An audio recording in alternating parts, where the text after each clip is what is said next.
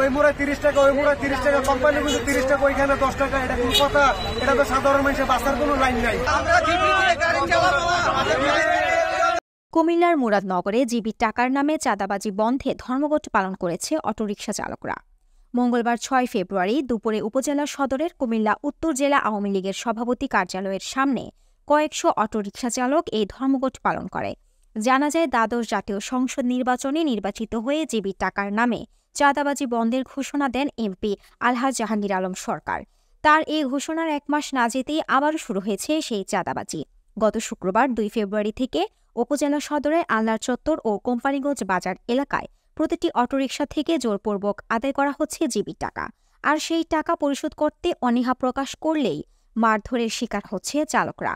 Autorickshaw চালকরা জানায়, জিবির টাকার নামে চাঁদাবাজি বন্ধের ঘোষণার পর স্বস্তিতে থাকলেও বর্তমানে আবারও সেই চাঁদাবাজির আতঙ্কে দিশেহারা অটোরিকশা চালকরা। এ বিষয়ে বিভিন্ন মহলে জানিয়ে কোনো কাজ না হওয়ায় এই ধর্মঘট পালন করছে তারা। তাদের দাবি, সকল প্রকার জিবির নামে চাঁদাবাজি বন্ধের পাশাপাশি স্থানীয় এমপির ঘোষণা উপেক্ষা করে যারা দ্বিগুণ হারে জিবির টাকা আদায় করছে তাদেরকে যেন দ্রুত আইনের আওতায় আনা হয়।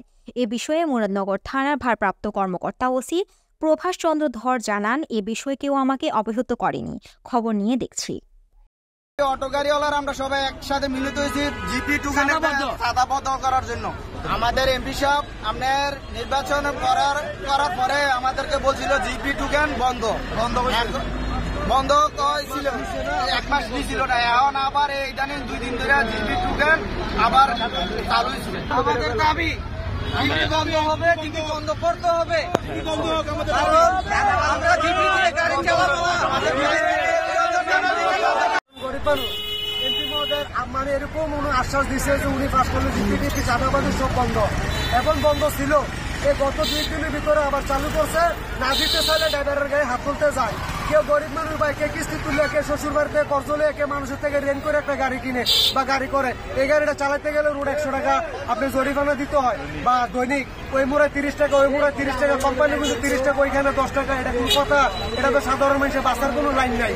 হিসাবের কাছে আমাদের 1 লাখ টাকা আবেদন, উনি জানে এজিপি এবং এই চাঁদাবাজি বন্ধ করে। এটা গরিবের প্রতি জুলুম।